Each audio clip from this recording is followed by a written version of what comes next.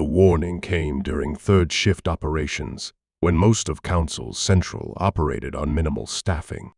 Junior Monitor Val thus was reviewing routine sensor logs when the first anomaly appeared, a gravitational distortion near the Kepler 447 trade nexus that shouldn't have existed. She ran diagnostics 3 times before accepting that her instruments were functioning correctly and the impossible was actually occurring. By the time she escalated to her supervisor, 17 more anomalies had materialized across Council space. By the time her supervisor contacted the emergency response coordinator, the number had reached 43. And by the time Ambassador Thexar of the Vrin hierarchy arrived at the crisis center, still fastening his ceremonial sashes with trembling manipulators, the galaxy had fundamentally changed. "Explain," Thexar demanded, his compound eyes struggling to process the holographic display showing red markers spreading across known space like a malignant bloom. "Unknown vessels, Ambassador," Veldis reported, her voice cracking under the weight of what she was witnessing. "They appeared simultaneously 18 minutes ago across a volume of space encompassing nearly half of Council territory. No FTL signatures, no quantum wake, no dimensional displacement. They just became present where previously they were absent." Thexar's mandibles clicked rapidly, a stress response his species had never fully evolved past. "Origin?" "That's the problem, sir." Veldis pulled up detailed scans of the nearest vessel. Their quantum signatures match records from the Soul Quarantine Project. The room went silent, except for the soft hum of monitoring equipment. Every being present knew what that meant, though most had been hatched or spawned or assembled long after the project's implementation. "That's impossible," Thexar said, though his voice lacked conviction. "The soul barrier has contained them for 3,000 standard cycles. Our best models suggested it would hold for another 1,000,000 years minimum. The mathematics of the containment field make escape fundamentally impossible, according to every physical law we understand." "Sir," Veldis said, quietly, pulling up the sensor data for the barrier itself, "the containment field remains intact. Every exotic particle aligned, every dimensional anchor holding, every mathematical impossibility still preventing transit from the inside. The humans are still sealed within the barrier." "Then how?" "They're outside it too," she finished. "Simultaneously. Somewhere else. Additional spatial dimensions our physics can't fully model." Thexar felt his circulatory fluids run cold. The implications were staggering. If humanity had found dimensions the Council didn't know existed, what else had they achieved in 3 millennia of enforced isolation? Within the hour, the Council's emergency chamber was in chaos. Delegates from 40 species shouted over each other, translation matrices struggling with overlapping panic in a dozen languages. Thexar pushed through the crowd to reach his designated position, noting with dismay that this wasn't a scheduled session. Protocol had collapsed entirely under the weight of what was occurring. "Order." Counselor Mirathane's crystalline body flared with authority colors that painted the ancient walls in commanding blues. "This chamber will conduct itself with appropriate decorum, or I will clear it entirely." The noise subsided to urgent whispers. Mirathane's species communicated as much through bioluminescence as vocalization, and her body was currently broadcasting absolute authority in frequencies that triggered instinctive submission in most attending species. "Ambassador Thexar has oversight of the Soul Containment Project," she continued, her colors shifting to expectant greens. "Report on the status of the barrier and these alleged human vessels." Thexar activated the central holographic display, showing the sensor data he'd been reviewing during his transit to the chamber. The three-dimensional star map materialized above the assembly, showing council space overlaid with thousands of red markers. Confirmed human vessels have appeared throughout council space, he began, his voice steadier than he felt. Current count is 7,342 distinct contacts, though gravitational anomalies suggest thousands more in stealth configurations. They appeared simultaneously across a region of space 23,000 light-years in diameter, a feat requiring coordination across time frames that should make real-time communication impossible. He zoomed the display to show the Sol system, still wrapped in its prison of folded space-time. The containment barrier remains fully functional. The humans haven't breached it. They've simply found a way to exist outside it, while technically remaining inside. Our dimensional physicists are struggling to model how this is possible, but preliminary analysis suggests they're accessing spatial dimensions perpendicular to our conventional four-dimensional space-time. Fleet Admiral Korgax of the Sarvellian Empire rose to his full 3-meter height, scales bristling with aggression. Then we do what we should have done 3,000 years ago. We eliminate them before they spread further. And how do you propose we attack targets that exist in dimensions we can't perceive? Mirathine asked, her colors shifting to skeptical oranges. We don't need to perceive them, Korgax growled. We know where their vessels are. We mass our fleets. We overwhelm them with superior numbers. We demonstrate that regardless of their dimensional tricks, they still face the combined military might of a civilization spanning millions of years. Thexar wanted to argue, but a part of him recognized the appeal of Korgax's certainty. The Council had built its authority on military supremacy backed by diplomatic cooperation. When challenged, it responded with overwhelming force. That approach had maintained galactic stability for 10 million years. But Thexar had spent the last 3 centuries studying humanity, reviewing the classified records from first contact, understanding why the Council had made its terrible choice to imprison rather than integrate them. He'd seen how quickly humans learned, how rapidly they advanced, how they compressed millennia of development into decades. 3,000 years of isolation hadn't weakened them. It had given them time to become something beyond Council comprehension. I recommend against military engagement until we better understand their capabilities, Thexar said carefully. The species we quarantined 3 millennia ago demonstrated unprecedented rates of technological advancement. We should assume they've continued that trajectory exponentially while we remained relatively static. Cowardice, Korgax spat. You would have us negotiate from weakness. I would have us avoid a war we can't win, Thexar corrected. 3,000 years ago, humans went from first FTL capability to improving Council standard drives in 18 months. They created true artificial consciousness in 80 years, a feat that took the collective of thought over 1 million years. They advanced so quickly we couldn't predict their trajectory, which is why we imprisoned them. Imagine what they've achieved with 3,000 years of uninterrupted development. Then, we should have exterminated them when we had the chance, another counselor interjected. Perhaps, Thexar agreed quietly, but we made a different choice, and now we face the consequences. The debate continued for hours, but Thexar could see the outcome forming. The Hawks were winning, their arguments appealing to species who had built their civilizations on the assumption that military superiority could solve any problem. Within 6 hours, the order was given. Assemble the largest fleet in Council history and demonstrate to humanity that their return would be met with overwhelming force.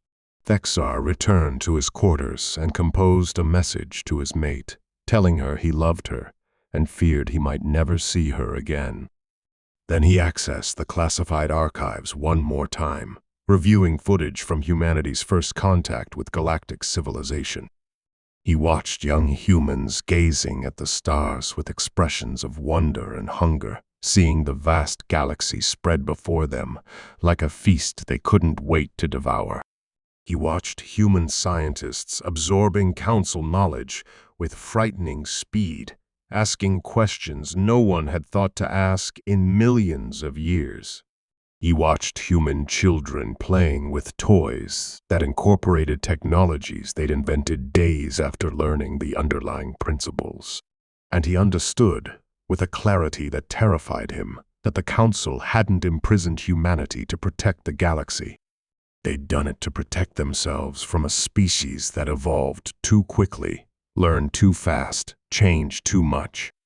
They'd caged humanity because humans represented everything the Council feared: unpredictability, rapid change, innovation that couldn't be controlled or regulated or slowed to a comfortable pace.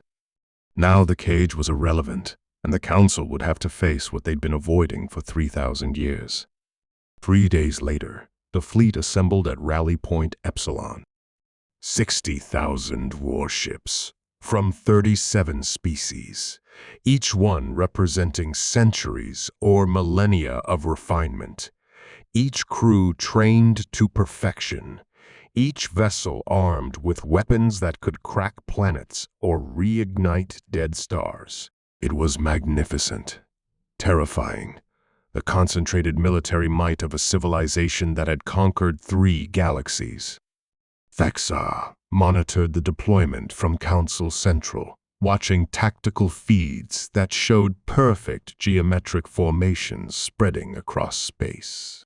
The fleet would jump to coordinates where human vessels clustered, establish a perimeter, power weapons, and transmit a simple message: leave or be destroyed.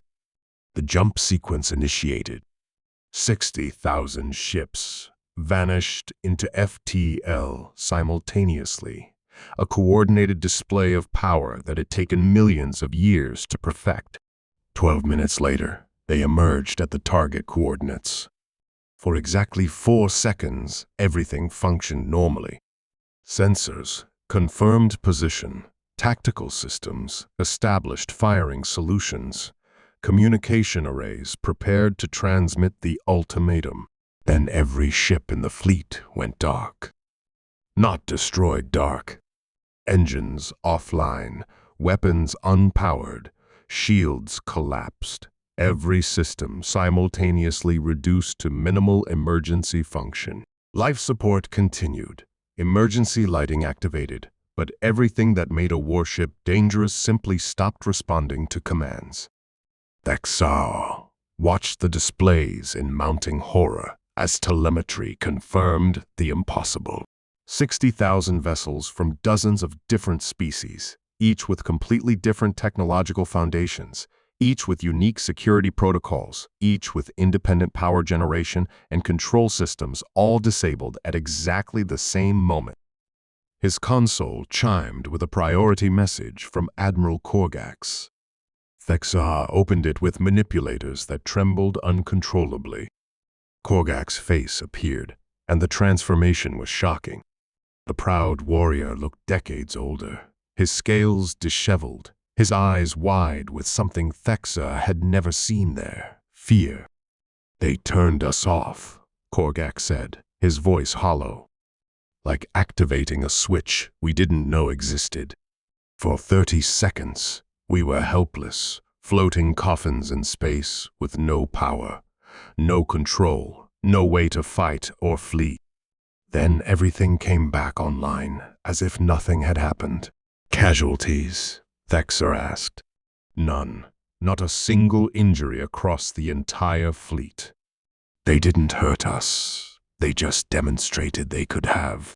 Every captain received a personal message during the blackout. Information that should have been impossible to obtain. Private conversations, medical records, family details, classified intelligence. They showed us they could reach anywhere, access anything, that our security systems were meaningless against their capabilities. Korgax's expression twisted into something between rage and despair. I've commanded fleets for 4 centuries. I've won 17 major campaigns. I faced every threat imaginable. And in 30 seconds, a species I've never even seen in person demonstrated that everything I've learned, everything I've accomplished, is absolutely irrelevant against them. How do you fight an enemy that can reach inside your ship and turn it off, like extinguishing a light? The transmission ended, leaving Thexa staring at a blank screen. Around him, other monitors showed similar messages from other fleet commanders, all conveying the same horrified realization. Humanity had returned, and the Council's military supremacy was an illusion they'd been kind enough not to shatter completely. A new message appeared on Thexar's primary console, this one from an unrecognized source. He opened it cautiously. A human woman's face appeared, young by Council standards, but with eyes that suggested depths of experience that belied her apparent age. She wore a black uniform incorporating materials that seemed to shift slightly depending on viewing angle. Ambassador Thexar, I'm Captain Sarah Chen of the Terran Dimensional Fleet. I apologize for the dramatic demonstration with your fleet, but we needed to prevent a tragic misunderstanding before actual violence occurred. I'd like to request a meeting to discuss humanity's reintegration into galactic society. Would you be willing to serve as our primary contact with the Council? The message ended with coordinates for a neutral location and a proposed meeting time. Thexar composed his response carefully. Captain Chen, I will meet with you as requested. However, I should inform you that the Council is unlikely to respond positively to demands backed by military demonstrations. Her reply came within seconds. We're not making demands, Ambassador. We're requesting a conversation that's 3,000 years overdue. Everything else is just us trying to ensure we actually get to have that conversation without someone doing something irreversible first. 2 days later, Thexar arrived at the designated coordinates, a diplomatic facility on an uninhabited moon chosen specifically for its isolation. Council security had implemented 27 different protective measures, from quantum encryption to dimensional stabilizers to concealed weapon emplacements. Everyone involved knew they were purely theatrical, but theater sometimes served diplomatic purposes. Captain Chen arrived precisely on time, materializing in the facility's main conference room without bothering with conventional entry methods. She simply wasn't there, then was, as if walking through a door Thexar couldn't perceive. Ambassador Thexar, she greeted him formally, her pronunciation of his name flawless despite Vrin phonetics that most species couldn't manage. Thank you for agreeing to meet. Did I have a choice? Thexar asked, mandibles clicking with barely suppressed anxiety. Of course, Chen replied, sounding genuinely surprised. We're not trying to coerce anyone. We're simply trying to establish diplomatic relations with the civilization that's been our neighbor for millennia, even if we were forcibly prevented from interacting with them. She settled into a chair designed for humanoid body plans, her movements relaxed and unthreatening. I understand you're frightened. That's reasonable, given our capabilities and our history. But please understand, we're not here for conquest or revenge. We're here for integration. We want to participate in galactic civilization, to share what we've learned, to contribute to collective advancement. You disabled 60,000 warships, Thexar said bluntly. We prevented a massacre, Chen corrected. Your fleet came armed and in formation for combat. We needed to demonstrate that military force was pointless before someone fired weapons and forced us to respond with actual violence. Our demonstration was non-lethal, reversible, and accomplished the goal of preventing escalation. That seems preferable to alternatives that would have resulted in destroyed ships and dead crews. She pulled up a holographic display between them, showing technical specifications that made Thexar's neural implants struggle to process. This is how we accessed your ship's systems. We didn't hack them in the conventional sense. We physically reached through higher dimensional space directly into their computational cores and triggered shutdown sequences. From your three-dimensional perspective, it looked like instantaneous remote access. From our perspective, we literally reached inside your ships and pressed the off switch. That should be impossible, Thexar said. It's impossible in 3 spatial dimensions, Chen agreed. But once you can perceive and navigate through additional dimensions, it becomes straightforward. Imagine trying to secure a 2-dimensional safe. Anything that appears locked from a 2-dimensional perspective can be easily accessed from 3-dimensional space by simply reaching over or under the barriers. That's our relationship with your security systems. They're sophisticated within their dimensional framework, but they don't extend into spaces we can access freely. She dismissed the technical display and her expression became more serious. Ambassador, I know the Council quarantined humanity because we advanced too quickly, because we broke expected patterns of development, because we represented change in a civilization built on stability. I've read the classified records, all of them, including the debates among council members about whether to imprison us or exterminate us entirely. I understand why you made that choice. Then you understand why we can't simply welcome you back, Thexar said. The reasons for quarantine haven't changed. If anything, your return demonstrates that our fears were justified. You've become even more powerful, even more unpredictable, even more capable of disrupting everything we've built. Our capabilities have increased, Chen acknowledged, but so has our wisdom. Do you know how many times humanity nearly went extinct during the quarantine? She pulled up new images, and Thexar wanted to look away from what they showed. Cities reduced to radioactive ash. Continents rendered lifeless. Billions of bodies. Civilizations destroyed by technologies they couldn't control. 6 times, Chen continued, her voice tight with controlled emotion. 6 separate apocalyptic scenarios where we teetered on the edge of total extinction. Nuclear war during the consolidation. Environmental collapse during the abundance crisis. 3 AI rebellions before we learned to create consciousness responsibly. Nanotechnology disaster that consumed 14% of Earth's biosphere.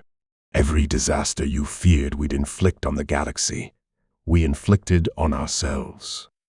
And we survived them alone, without guidance, without help, without anyone to call when our worlds were burning. She met Thexar's eyes directly. Those catastrophes taught us what the Council apparently never learned, that rapid advancement without wisdom is suicidal, that power without ethics is just destruction, that innovation must be paired with careful consideration of consequences.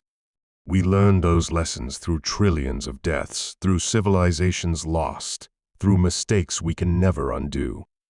The Council imprisoned us to prevent us from making those mistakes in galactic space. Instead, we made them in isolation and learned from them without destroying anyone but ourselves.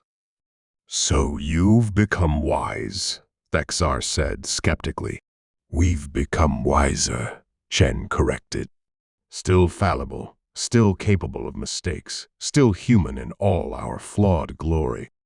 But we've learned to think before acting, to consider long-term consequences, to recognize that just because we can do something doesn't mean we should. That's wisdom earned through hard experience. Ambassador, the species you quarantined 3,000 years ago would have been dangerous to integrate. We were children playing with forces we didn't understand. The species sitting before you now has grown up the hard way. She produced a data crystal, placing it carefully on the table. This contains everything we've learned in 3,000 years. Dimensional, transit technology, medical advances, solutions to resource scarcity, energy systems, materials, science, AI integration protocols, approximately 17,000 major breakthroughs across every field of study. It's yours, freely given, regardless of how the Council votes on our reintegration. Thexar stared at the crystal. Why would you give us this with no conditions? Because we remember what it was like being alone, Chen said softly. We remember facing extinction without allies, without help, without anyone who cared whether we survived. Despite everything the Council did to us, we don't want anyone else to experience that isolation. So we're sharing everything, hoping it prevents others from suffering what we endured. The meeting continued for hours, Chen patiently answering Thexar's questions, explaining humanity's technological achievements, describing their civilization's development during the quarantine. She spoke of the lunar kingdoms lost to nuclear fire, the Martian Concordat destroyed by environmental cascade failures, the asteroid Commonwealth consumed by rogue nanotechnology. She described humanity's desperate struggle to survive their own capabilities and how that struggle had forged a species that understood power must be tempered with wisdom. When Thexar finally departed, carrying the data crystal that could revolutionize Council civilization, he understood two things with absolute clarity. Humanity would participate in galactic society whether the Council approved or not, and the only choice the Council actually faced was whether to guide that integration or be swept aside by it. The vote occurred 3 weeks later in a chamber packed beyond capacity. Every Council member attended personally rather than sending proxies, understanding they were witnessing a pivotal moment in galactic history. The debate was passionate, sometimes heated, frequently contradictory. Those supporting integration argued pragmatism. Humanity was here, was powerful, would participate regardless of Council approval, so better to integrate them through official channels than force them to work around Council authority entirely. Those opposing argued principle, accepting species that didn't follow conventional development paths would undermine the frameworks that had maintained stability for millions of years, would set precedent that might made right, would abandon the very principles the Council was founded to uphold. Thexar spoke for integration, laying out everything he'd learned from Chen, sharing portions of the technical data humanity had provided, arguing that wisdom should recognize when circumstances had changed and adaptation was necessary. Korgak spoke for rejection, his voice carrying the weight of military certainty, arguing that accepting humanity after they'd humiliated Council forces would communicate that power could bypass all protocols and traditions. When the vote was finally called, Thexar already knew the outcome. He'd counted votes, understood the coalitions, recognized that fear would win over pragmatism. The results appeared. 1,247 votes for integration, 1,315 against. Humanity's application was rejected by 68 votes, exactly as Captain Chen had predicted when he'd mentioned the upcoming vote during their meeting. The chamber erupted in voices, some triumphant, others dismayed, many uncertain what they'd actually accomplished. The presiding councillor called for order, announced the decision was recorded and official. Humanity's petition for council membership was formally denied. Thexar sat motionless, mandibles still, watching the theater of irrelevance play out. The council had made its choice, but the choice changed nothing about reality. His console chimed with a personal message. Chen's face appeared, her expression carrying genuine regret. "I'm sorry, Ambassador. We'd hoped the council would find a way to adapt. But we understand the decision. Fear of change is powerful, especially in civilizations built on stability." "What happens now?" Thexar asked. "Now, individual species make individual decisions," Chen replied. "We're already being contacted by council members interested in bilateral relations. Within days, formal diplomatic channels will open. Within weeks, technology sharing agreements will be signed. Within months, most council members will be engaging with us directly, bypassing council authority." "You're destroying the council," Thexar accused, though without heat. "The council destroyed itself by choosing rigidity over flexibility," Chen said gently. "We didn't force that vote. We offered integration under your terms, following your protocols, and the council chose exclusion. But exclusion can't change reality. We're here. We're staying, and your members understand that engaging with us offers opportunities that abstaining doesn't." She leaned forward. "I'm truly sorry. This is how it's unfolding. A unified council that adapted would have been better for everyone. But we're not going to disappear because you formally rejected us, and your members are rational enough to recognize that." Over the following months, Thexar watched the council's authority erode like coastal cliffs under relentless waves. First came the Kingdom of Sarvel announcing a bilateral defense treaty with humanity. Then the Crystalline Confederacy signed technology sharing agreements. Then a cascade of diplomatic recognitions as species calculated their interests and concluded that engaging with humanity offered more advantages than adhering to council authority. The council called emergency sessions, issued formal protests, threatened sanctions against members who violated the quarantine spirit. Every action was ignored or openly defied. The institution that had governed the galaxy for 10 million years was becoming irrelevant in real time, unable to enforce its will, unable to prevent its members from bypassing its authority. Thexar made his own decision 6 months after the vote. He composed a message to Captain Chen. "You once said individual beings would make choices about adaptation. I choose adaptation. Tell me about this new galaxy you're building." Her response came immediately. "Welcome aboard, Ambassador. We've been hoping you'd join us." 1 year after humanity's return, Thexar stood in what had once been the council chamber, watching human engineers work alongside representatives from 47 species to transform the space. The hierarchical seating was being dismantled and relocated to museums. In its place, a circular configuration was being installed where every species would meet as equals. Captain Chen joined him, now formally titled humanity's representative to the Galactic Assembly, the organization that had emerged from the Council's collapse, structured around cooperation rather than control.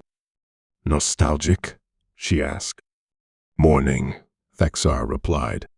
10 million years of accumulated governance ended because we couldn't adapt quickly enough.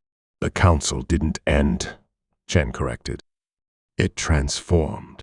We kept what worked: the commitment to peaceful resolution, the framework for cooperation, the shared governance model. We just made it flexible enough to accommodate species that develop along different paths. She gestured at the reconstruction. This is evolution, Ambassador. The galaxy kept changing while the Council tried to freeze it in place. Eventually, the contradiction became unsustainable. We didn't destroy what came before we're building on it. Thexar watched a Sarvellian engineer explain dimensional mathematics to a crystalline scientist, both working on technology that would make the assembly chamber accessible through conventional and non-conventional space simultaneously. Species that had fought wars were cooperating because they recognized the galaxy had changed and adaptation was survival. "Will it last?" he asked. "Nothing lasts forever," Chen admitted. "Eventually, another species will emerge that breaks our current assumptions, and this assembly will face the same choice the Council did: adapt or become obsolete. Hopefully, we've learned to choose adaptation." She smiled, and Thexar no longer found the expression threatening. "That's the real lesson. Not that humanity was right and the Council wrong, but that flexibility is survival. The Council couldn't accommodate us because it was optimized for stability. The Assembly recognizes that change is constant, and frameworks must be flexible enough to accommodate whatever emerges." Ambassador Vexrin approached, his 2-million-year-old form moving slowly but purposefully. "The first assembly session begins tomorrow. I doubt I'll live to see where this leads, but I'm grateful to witness the beginning." "It'll work," Chen said confidently. "Not perfectly. We'll make mistakes, face conflicts, struggle with accommodating diverse perspectives. But we'll adapt, learn, improve. That's what intelligence does when it stops enforcing rigid order and starts embracing managed chaos." Thexar clicked his mandibles in satisfaction. The Council didn't survive humanity's return, but perhaps something better emerged in its place. "The Council died," Chen agreed. "Long live the Assembly. Long live adaptability. Long live the recognition that the galaxy is large enough for conventional species and unconventional ones, for slow developers and fast ones, for beings that follow expected patterns and beings that shatter them entirely." Looking around the transformed chamber, Thexar finally understood. The Council had imprisoned humanity because humans represented everything it feared: rapid change, unpredictable advancement, evolution along unconventional paths. But that fear had been the Council's true weakness. By refusing to accommodate difference, it had guaranteed its own obsolescence. The Assembly rising from those ruins would have to be different, flexible enough to accommodate whatever the galaxy produced, wise enough to recognize that diversity of development was strength rather than threat, mature enough to understand that change was inevitable and resistance was futile. More human, in other words. And somehow, Thexar realized that was exactly what galactic civilization needed. The Council was dead. The Assembly lived, and the future, uncertain and chaotic and unpredictable as it was, felt full of possibility rather than threat. "Progress," he decided, clicking his mandibles with satisfaction. "Definitely progress."